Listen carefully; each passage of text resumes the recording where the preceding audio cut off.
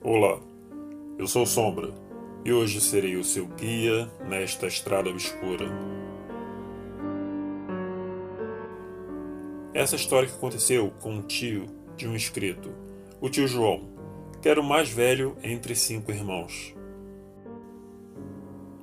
Era quase no final dos anos 60. Francisco e João eram muito amigos. Cresceram juntos. Eles moravam na mesma rua. Mas com o passar do tempo, cada um foi seguindo seu rumo na vida. Mas a amizade dos dois continuava a mesma. Francisco trabalhava de ajudante em uma firma e tinha uma noiva que se chamava Josefa. Josefa morreu em um trágico acidente de ônibus quando vinha do Nordeste para cá. Francisco ficou arrasado com o acontecido. Ele estava com 19 anos naquela época. Ela morreu jovem, né? Ela morreu muito nova. Ele também era o mais velho entre os seus irmãos. Francisco andava muito triste e vivia naquela situação de depressão. Francisco estava sofrendo muito de angústia. Sentia um vazio por dentro pela morte de sua noiva. Francisco era muito amigo de tio João. Seu tio estava com 18 anos naquela época. Francisco ficou todo esse tempo assim, triste e deprimido. Mas já faziam 7 meses que Josefa, sua noiva, tinha morrido. Ele ainda não tinha se conformado. Ficou todo esse tempo. Foram mais de 7 meses. Talvez porque não chegou a conhecer nenhuma outra pessoa. João viu Francisco e foi falar com ele. Oi, João, tudo bem? João respondeu. Oi, Francisco, e aí? Como você está, meu amigo? Anda meio sumido, faz tempo que não o vejo. João, estou ruim. Não consigo pensar em mais nada depois que ela se foi. Não consigo fazer nada. Estou angustiado e deprimido. Não tenho mais nem vontade de viver. Força, meu amigo. Isso passa, respondeu João. Não sei não, João, se eu consigo viver sem ela. Já faz mais de 6 meses, mas este vazio continua. Amanhã eu vou resolver isso. Resolver o quê? Como? O que você vai fazer? Eu vou morrer, João. Eu vou morrer. Hoje será o último dia que você vai me ver. Que isso, homem? Para de bobagem. Que brincadeira é essa? Não. Eu não estou brincando. Hoje vai ser o último dia que vou falar com você.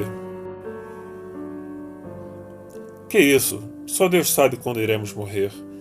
Para de falar besteira. Não tem como a gente saber quando iremos morrer. Só Deus é quem sabe. Vamos sair hoje à noite, beber e conversar. Me fale o que está acontecendo com você. É para ver se você tira esse pensamento de sua cabeça, porque de tanto chamar, um dia a morte chega. Tá bom, vamos lá. E Francisco aceitou o pedido do amigo. Vamos sair, vamos beber e conversar um pouco. Talvez eu melhore e me distraia. Francisco ficou calado e pensativo, enquanto João falava, e ele continuava calado. Então Francisco e João saíram nesta mesma noite, se divertiram, beberam, conversaram bastante. Conheceram até umas meninas que estavam ali, naquela lanchonete ao som daquelas músicas brega época, aquele som, o sucesso daquele ano. Pois naquele tempo, minha gente, não existia danceteria e nem boate.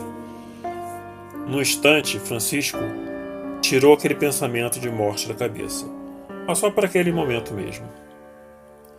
João disse, e aí, Francisco, como você está? Você está bem? Melhorou? Francisco nada respondeu, ficou quieto, ouvindo aquela música, aquela bela música, como se fosse a última da sua vida. Quando deu tal hora, praticamente antes das 11 horas da noite, eles partiram, cada um para sua casa, pois naquela época não podia ficar até mais tarde como hoje em dia na rua, por causa da ditadura militar que havia em Niterói. João chegou em sua casa e foi dormir, achando que seu amigo Chiquinho estava brincando com aquela conversa toda. No dia seguinte, João acordou, levantou-se da cama e foi escovar os dentes. E depois foi para a cozinha tomar seu café da manhã. Ele viu sua mãe, Dona Nísia, chorando. O que foi, mãe? O que aconteceu? Por que a senhora está chorando? Dona Nísia ficou meio assim, meio não querendo falar, com medo da reação do filho. João, fala, mãe, o que houve? O que aconteceu com ele, mãe? Por favor, me conte, por favor, mãe. João começou a ficar meio pálido. Ele se matou, meu filho. O pai dele foi o chamar, depois que um de seus irmãos falou que ele não estava se mexendo. E o encontrou morto dentro do quarto. Ele engoliu o chumbinho, meu filho, e nada mais poderia ser feito por ele. Ele já estava morto, não se sabe que horas foi que ele tomou aquele veneno. João ficou muito triste, pensando nas conversas que teve um dia antes com seu amigo, até a noite, achando que ele tinha desistido daquela conversa. Mas não. Ele tinha se decidido. Nada mais passava na cabeça de João. Só aquele pensamento. Por que ele fez isso? Talvez por causa de Josefa? Por que, meu amigo? Por quê? Ele ficava sempre se perguntando no seu pensamento. João então foi para a casa do seu grande amigo Francisco e o viu morto na cama, com a boca toda roxa e muita espuma saindo. Deu um abraço em sua mãe e a consolou. Seu pai arrasado e seus irmãos mais novos todos chorando. Francisco foi velado em casa mesmo, pois naquela época o velório acontecia na própria casa. João chegava perto do caixão olhando para Francisco e perguntando baixinho: por quê? Por quê? A Josefa não ia querer isso. Ontem estávamos tão bem e pensei que você tinha esquecido disso. João não se conformava e toda vez que chegava perto do caixão se perguntava: por que você fez isso? Seria para encontrar ela? É isso? Passaram as horas e no final da tarde o caixão foi levado pelas pessoas que ali estavam. Então Francisco foi enterrado. Passados 7 dias do enterro de Francisco, João não tirava o amigo da cabeça, pois cresceram juntos e passaram boa parte da infância juntos.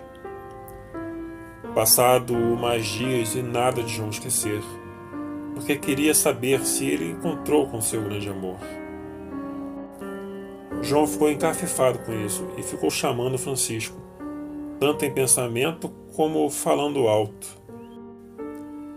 Francisco, Francisco, me diga, por que você fez isso? Você conseguiu se encontrar com ela? Apareça para mim e diga. João sempre o chamava, ficava direto chamando seu amigo morto. Sua mãe, Dona Nísia, falava para ele: que isso, meu filho? Não fique chamando Francisco, porque você sabe que ele está morto. Se você ficar o chamando, ele virá, e você não vai estar preparado, e você vai borrar as calças de medo. Não, mãe, ele tem que me dizer por que ele fez isso. E se ele encontrou ela? Eu não quero acreditar. Eu ainda não aceitei que ele se foi. Eu quero que ele saia de lá para onde ele foi e venha me contar. E falou novamente: Francisco, vem aqui, eu quero saber. Dona Anísia ficou assustada com aquela atitude do filho. Cruz credo, Pai, Filho e Espírito Santo, eu, hein? Nesse mesmo dia, à noite, João estava lendo um livro no seu quarto, mas sempre com aquele pensamento em Francisco. Não conseguia pensar em nada. João-se e pegou no sono, mas logo acordou em uma leve sensação que alguém estava no quarto. Uma coisa esquisita, como se alguém estivesse com ele ali. Um calafrio. Todo o pelo do seu braço arrepiou-se. Ele não conseguia falar, nem se mexer. Estava sonolento. O que conhecemos hoje como paralisia do sono, mas naquela época não sabíamos o nome disso. Ele viu o vulto se aproximando dele. Quando João viu que se tratava do amigo morto Francisco, mas não conseguiu reconhecer, João percebeu que não estava preparado para ver. João ficou imóvel na cama, com muito medo, mas muito medo mesmo, se encolhendo todo na cama e coberto do pé à cabeça. Naquela ocasião, já tinha passado a paralisia do sono.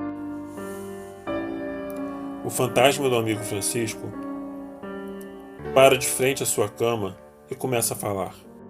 Meu amigo, você não sabe como foi difícil eu sair de lá de onde eu estava. Como foi difícil vir aqui falar com você. Eu só quero te dizer uma coisa, ao invés de você ficar me chamando. Eu quero que você reze por mim.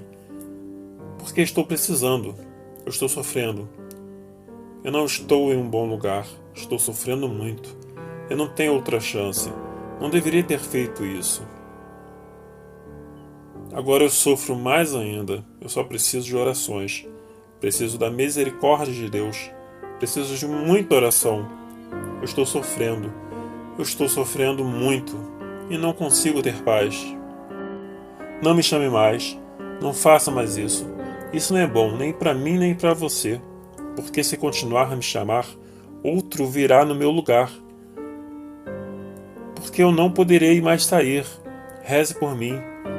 Por mim peço orações, para que Deus tenha misericórdia de mim.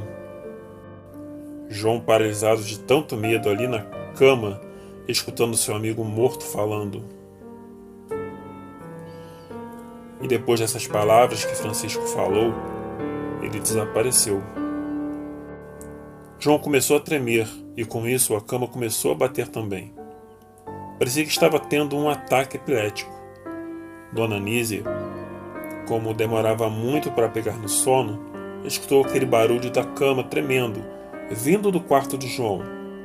Com aquele assoalho de madeira, o pé da cama batendo, acordou seu Zé, seu marido. Dona Anísia falava: Acorda, acorda, homem. Tem um barulho vindo do quarto de João. Escuta, a gente tem que ir lá. Seu Zé falou: Que isso, mulher? Tem que me matar de susto? Me acordando dessa maneira? E seu Zé, escutando também um barulho, foram correndo para o quarto de João, acenderam a luz e viram João se debatendo na cama, como se alguém estivesse o segurando. Depois que Dona Anísia e seu Zé chegaram no quarto e viram João daquele jeito, ele foi se acalmando e ficou normal. João, ainda com muito medo e tremendo, começou a contar aos seus pais. E tremendo, João falou: Você tinha razão, mãe. O Francisco apareceu. Eu não estava preparado. Me deu tanto medo, mas tanto medo. Eu não vou dormir mais aqui sozinho hoje. Eu não falei para você não ficar chamando, mas você é teimoso, não quis me ouvir. Eu falei para você não ficar chamando. Ele falou: Mãe, está sofrendo e precisa de muita oração, muita reza. Ele não está em paz. Seu Zé e Dona Anísia ficaram assustados. Logo quando amanhecer, vamos lá na igreja pedir para o padre celebrar a missa em intenção à sua alma. E logo de manhã foram na igreja e conversaram com o padre. João e sua mãe, sempre antes do horário das missas, colocavam o nome do amigo Francisco nas orações, pedindo descanso eterno, que Deus tenha misericórdia de sua alma. João nunca mais chamou Francisco, porque foi uma experiência fora do comum para ele. Um momento em que ele não gosta de se lembrar. O pavor que teve quando seu amigo apareceu. Ele não estava preparado. Falta de aviso não foi, mas ele quis pagar para ver e viu.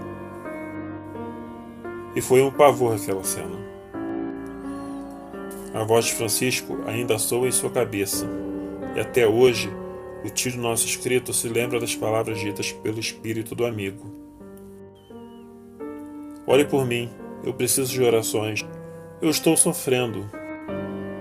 Todos nós sabemos que suicídio não tem salvação, mas acreditamos que Deus é misericórdia, que ainda pode salvar a alma de Francisco, mistério que só o Senhor sabe como. E que temos fé que Francisco saia do sofrimento e ache a paz.